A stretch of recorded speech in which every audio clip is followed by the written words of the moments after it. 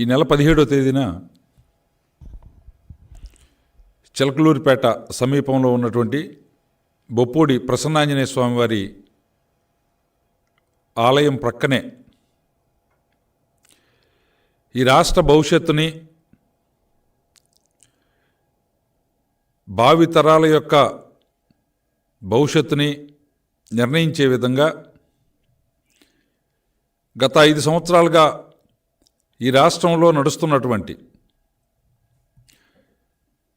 దుర్మార్గమైనటువంటి చీకటి పాలనని అంతమొందించాలి, దానికి ప్రజలంతా కూడా కంకణదారులు కావాలి అనేటువంటి మహాసంకల్పంతో తెలుగుదేశం పార్టీ, భారతీయ జనతా పార్టీ, జనసేన పార్టీల ఆధ్వర్యంలో ఉమ్మడిగా ప్రజానీకానికి ఒక దిశానిర్దేశం చేయటం కోసం సభను ఏర్పాటు చేయటం జరిగింది. ప్రజాగళం పేరుతోటి. ప్రజాగళం ప్రజల యొక్క గొంతుక, ప్రజల యొక్క ఆలోచన, ప్రజల యొక్క అవసరాలు దానిలో చర్చకొచ్చే విధంగా, ప్రతిబింబించే విధంగా ప్రతిష్టాత్మకంగా ఆ సభను నిర్వహించాలి అని చెప్పేసి భావించడం జరిగింది. ఆ సభలో సాక్షాత్తు ఈ దేశ ప్రధాని శ్రీ నరేంద్ర మోడీ గారు, అదేవిధంగా మాజీ ముఖ్యమంత్రి వర్యులు, తెలుగుదేశం పార్టీ జాతీయ అధ్యక్షులు మాన్యశ్రీ నారా చంద్రబాబు నాయుడు గారు, జనసేన పార్టీ అధ్యక్షులు శ్రీ పవన్ కళ్యాణ్ గారు, ఇంకా వేదిక పైన 3 పార్టీలకి చెందినటువంటి అగ్రనాయకత్వం అంతా కూడా ఉండే విధంగా ఏర్పాటు చేసి అక్కడి నుంచి ప్రజానీకానికి ఒక దిశానిర్దేశం చేయాలి అని భావించడం జరిగింది. ఒక దేశ ప్రధాని బహిరంగ సభకు వస్తే దానికి అడుగడుగునా కూడా ఇబ్బందులు, ఒక కుట్రపూరితమైనటువంటి చర్యలు దాని వెనక మళ్ళీ కనపడతా ఉన్నాయి. ఇక్కడ 2 విషయాలు ప్రధానంగా చర్చకొస్తూ ఉన్నాయి ఈ రాష్ట్రంలో. ఈ సభ అనంతరం ఇప్పటివరకు కూడా రాష్ట్రంలో ఎక్కడ చూసినా చర్చ ఏంటంటే ఈ రాష్ట్రం ఎటుపోతా ఉంది, ఈ రాష్ట్రంలో ఉన్నటువంటి పోలీస్ అధికారులు పోలీస్ రూల్స్ను పాటిస్తున్నారా, జగన్మోహన్ రెడ్డి అన్యాయులుగా పనిచేయడానికి సిద్ధమయ్యారా అనేటువంటి ఆలోచన, చర్చ ఈరోజు రాష్ట్రంలో జరుగుతూ ఉన్నటువంటి పరిస్థితి. 300 ఎకరాల్లో సభను ఏర్పాటు చేసి వందలాది ఎకరాల్లో ఆ భూమిలో పార్కింగ్ స్థలాలు ఏర్పాటు చేసి లక్షలాది మంది ప్రజానీకం వచ్చినా సౌకర్యాలు ఉండే విధంగా అన్ని రకాలైనటువంటి ఏర్పాట్లు చేస్తే పేరుకి పోలీస్ యంత్రాంగం అక్కడ మోహరించినట్లుగా టీవీల్లో ఊదరగొట్టారు తప్ప ఆచరణలోకి వచ్చినప్పుడు సభను జయప్రదం చేయటంలో,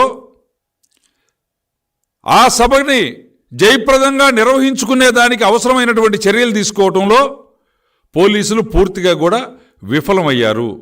ఇక్కడ చర్చ ఏంటంటే ఈ రాష్ట్ర పోలీస్ యంత్రాంగం విఫలమైందా, చేతగాంతనంతో ఉందా, లేక జగన్మోహన్ రెడ్డి ఆదేశానుసారం సభని విఫలం చేసేందుకు, సభకి విఘ్నాలు కల్పించేందుకు ప్రయత్నం చేసిందా? ఇది ఈరోజు రాష్ట్రంలో ప్రధానమైనటువంటి చర్చ. గత 5 సంవత్సరాలుగా ఈ రాష్ట్రంలో పోలీసు తీరు మనం గమనించాం. ఈ రాష్ట్రంలో ప్రతి ఒక్క పౌరుడు ఈ రాష్ట్రంలో ఉన్నటువంటి పోలీసుల తీరు గమనించినటువంటి పరిస్థితి ఉంది. పార్టీలకు అతీతంగా ప్రధానంగా ప్రతిపక్ష పార్టీలపైన దమనకాండ సాగించారు.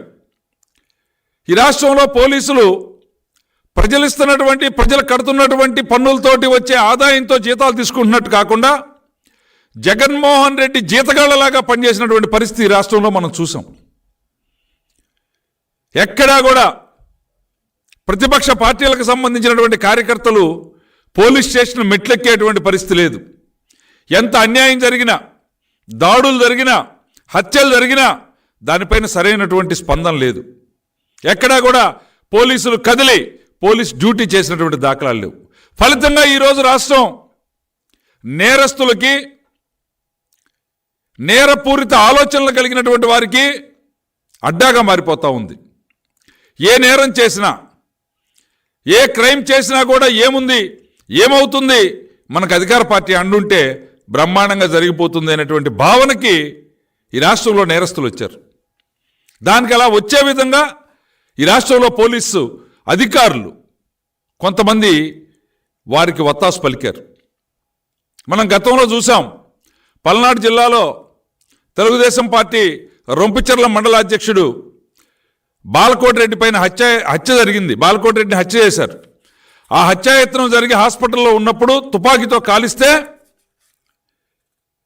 ఆ జిల్లా ఎస్పీ, పల్నాడు జిల్లా ఎస్పీ, ఈరోజు ఈ సభ వైఫల్యంలో ప్రధానమైనటువంటి కారకుడు ఎవరైతే ఉన్నారో ఆ ఎస్పీ గారు ఆ రోజు ఇచ్చిన స్టేట్మెంట్ ఏంటంటే, ఇది అంతర్గతమైనటువంటిది, పార్టీలో ఉన్నటువంటి ముఠాల మధ్య పోరు అని చెప్పాడు. అంటే ఇంటెలిజెన్సీ విభాగం అక్కడ పార్టీల మధ్య అంతర్గతంగా విభేదాలు ఉన్నాయని తెలిసినా ఈయనకి హత్య జరుగుతుంటే చూస్తూ ఉన్నటువంటి చరిత్ర ఆ ఎస్పీకి ఉంది.